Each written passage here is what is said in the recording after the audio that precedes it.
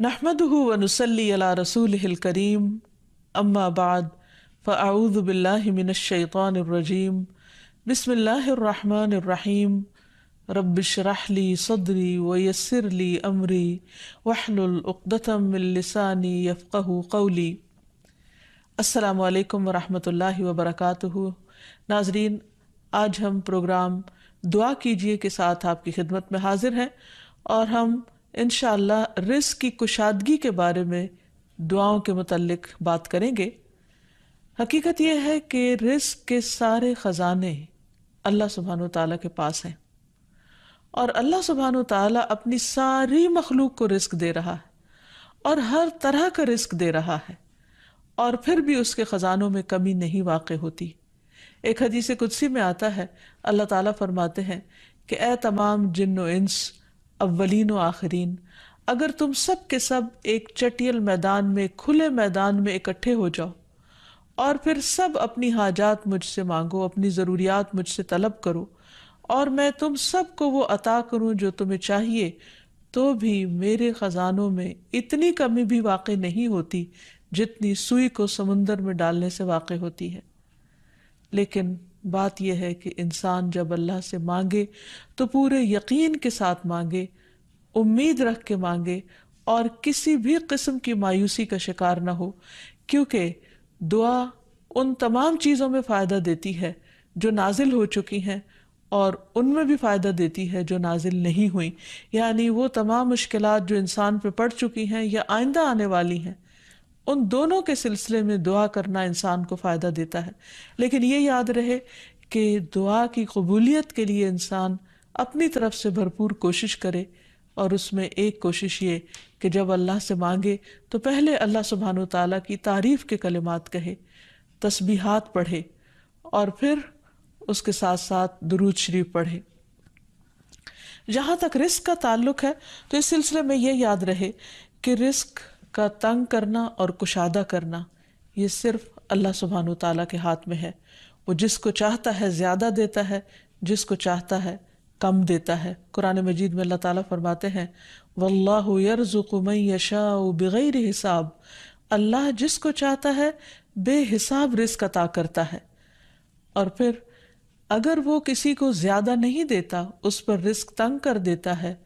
तो भी इसमें उसकी अपनी हिकमत और मसलहत कार फरमा होती है। बाज़ लोगों को रिस्क की ज़्यादती नुकसान देती है और बाज़ लोगों को रिस्क की कमी फितने और मुश्किल में डाल देती है कि उनके ईमान जाने का ख़तरा होता है। इसी तरह बाज़ को रिस्क की कुशादगी अल्लाह की याद से गाफिल कर देती है। यानी इंसान मुख्तलिफ मिजाज के होते हैं, तो अल्लाह ताला चूँकि बंदों पर मेहरबान है, वो जानता है कि किस बंदे के साथ उसे कैसा मामला करना है, किसे ज़्यादा देना है और किसे कम देना है। इसलिए हमारे मामले में अल्लाह ताला का जो भी फ़ैसला हो उसे बखुशी कबूल कर लेना चाहिए और उसके साथ साथ उससे अच्छी उम्मीद रखनी चाहिए। रिस्क के सिलसिले में ये बात भी याद रहे कि अगर कभी रिस्क में तंगी हो रही हो तो हो सकता है कि इस तंगी पर सब्र करने की वजह से इंसान के इतने दर्जात बुलंद हो जाएं कि बहुत बड़ी बड़ी नेकियां भी उसके मुकाबले में हेच हों। फिर इसी तरह बाज़-औक़ात इंसान के लिए नाशुक्री रिस्क की तंगी का ज़रिया बन जाती है, तो उससे भी इंसान को परहेज़ करना चाहिए। ख़ाह इंसान के पास थोड़ा ही हो तो भी उस पर अल्लाह ताला का शुक्र अदा करना चाहिए, क्योंकि अल्लाह ताला का वादा है, लइन शकरतुम लअज़ीदन्नकुम, अगर तुम शुक्र अदा करोगे तो मैं तुम्हें और ज़्यादा अता करूँगा। क्योंकि हर इंसान जिसके पास जितना भी है वो अमूमन कमी का रोना रोता रहता है। इसीलिए हमें ये सिखाया गया है कि रिस्क के मामले में हम यानी दुनियावी मामलात में अपने से नीचे वालों को देखें कि उनके पास क्या है। तो इंसान के पास जो कुछ भी हो, इंसान उस पर राज़ी हो सकता है, मुतमईन हो सकता है, खुश हो सकता है और अल्लाह ताला का शुक्रगुजार हो सकता है। और ये हमेशा याद रखे कि असल में अर्रज़्ज़ाक़ तो अल्लाह ताला ही है। इसलिए जब भी रिस्क के मामले में किसी भी किस्म की कोई मुश्किल हो, ऊंच नीच हो, तो फ़ौरन अल्लाह ताला की तरफ इंसान रुजू करे और अल्लाह ताला से खूब खूब दुआएं करे, क्योंकि वो दुआओं का सुनने वाला है, करीबुन मुजीब है, बहुत करीब है और हर बात का जवाब देता है। ایسا نہیں کہ وہ انسان کی دعا کو نظر انداز کر دیتا ہے، اور یہ تو اس کا خود حکم ہے، وَقَالَ رَبُّكُمُ ادْعُونِي أَسْتَجِبْ لَكُمْ، تمہارا رب کہتا ہے کہ تم مجھ سے مانگو تو میں تمہاری دعا قبول کروں گا۔ تو ہمیشہ ہمیں یہ یاد رکھنا چاہیے کہ رزق کی کنجیاں اللہ تعالیٰ کے پاس ہیں۔ فرمایا لَهُ مَقَالِيدُ السَّمَاوَاتِ وَالْأَرْضِ يَبْسُطُ الرِّزْقَ لِمَن يَشَاءُ وَيَقْدِرُ إِنَّهُ بِكُلِّ شَيْءٍ عَلِيمٌ، آسمانوں اور زمین کی چابیاں اسی کے پاس ہیں، وہ جس کے لیے چاہتا ہے رزق کشادہ کر دیتا ہے اور جس کو چاہتا ہے تنگ کر دیتا ہے، بلا شبہ وہ سب کچھ جاننے والا ہے۔ اور پھر تمام مخلوقات کے رزق کی ذمہ داری اسی پر ہے۔ فرمایا وَمَا مِن دَابَّةٍ إِلَّا عَلَى اللَّهِ رِزْقُهَا، اور کوئی جاندار ایسا نہیں کہ جس کے رزق کا ذمہ اللہ کے اوپر نہ ہو۔ کوئی ایک چھوٹی سے چھوٹی چیونٹی اور اس سے بھی چھوٹی مخلوق، ان سب کو وہی کھلاتا اور پلاتا ہے، وہی زندگی دیتا ہے اور زندگی کے اسباب مہیا کرتا ہے، لیکن اکثر لوگ اللہ تعالیٰ کے اس اختیار سے لا علم ہیں۔ اسی لیے اللہ تعالیٰ فرماتے ہیں قُلْ إِنَّ رَبِّي يَبْسُطُ الرِّزْقَ لِمَن يَشَاءُ وَيَقْدِرُ وَلَكِنَّ أَكْثَرَ النَّاسِ لَا يَعْلَمُونَ، کہہ دیجئے بے شک میرا رب رزق فراخ کرتا ہے جس کے لیے چاہتا ہے اور تنگ کر دیتا ہے، لیکن اکثر لوگ علم نہیں رکھتے، یعنی بہت سے لوگ اس حقیقت کو بھول جاتے ہیں، اور جب ان کے پاس زیادہ آتا ہے تو وہ سمجھتے ہیں کہ یہ ان کی محنت کا نتیجہ ہے، یہ ان کی کوششیں اور ان کے سمجھداری ہے جس کی وجہ سے ان کو زیادہ ملا ہے، اور اگر کسی کے پاس کم ہوتا ہے تو عموماً لوگ سمجھتے ہیں کہ یہ اس کی اپنی حماقت اور بے وقوفی کی وجہ سے یا ناسمجھی کی وجہ سے اس کو نہیں مل رہا۔ حالانکہ بعض اوقات اللہ سبحانہ وتعالیٰ انتہائی ناسمجھ لوگوں کو بھی بہت کچھ عطا کر دیتا ہے، اور بعض اوقات بہت زیادہ پڑھے لکھے سمجھدار عقل مند لوگ اپنے 2 وقت کے کھانے کے لیے بھی پریشان ہوتے ہیں۔ حقیقت یہ ہے کہ اللہ سبحانہ وتعالیٰ جسے چاہے خوب نوازے، اور دینے سے اس کے خزانوں میں کوئی کمی واقع نہیں ہوتی، اور یہ اس کی اپنی مشیت اور اس کی اپنی چاہت ہے۔ وہ چاہے تو اپنے نافرمانوں کو بہت کچھ دے دے۔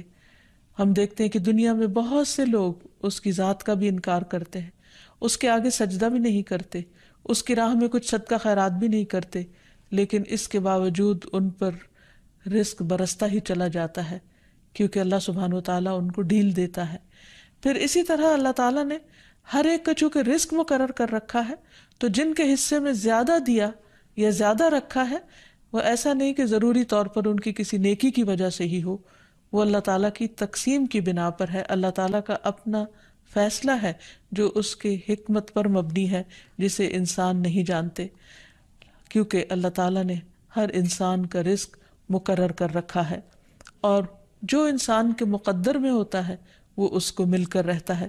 اسی لیے جابر بن عبداللہ کہتے ہیں کہ اللہ کے رسول صلی اللہ علیہ وسلم نے فرمایا، اگر ابن آدم اپنے رزق سے اسی طرح بھاگے جس طرح موت سے بھاگتا ہے، تو بھی رزق اسے اسی طرح پالے گا جس طرح اسے موت پا لیتی ہے، یعنی اس کا رزق اس تک پہنچ کر رہے گا۔ اس سلسلے میں ایک بہت اہم بات یاد رکھنے کی ہے کہ انسان رزق کے معاملے میں ہمیشہ اللہ تعالیٰ کی طرف رجوع کرے، اور کسی بھی پریشانی کی صورت میں غیر اللہ کی طرف رجوع نہ کرے، یعنی اپنے دکھ، تکلیف، پریشانی،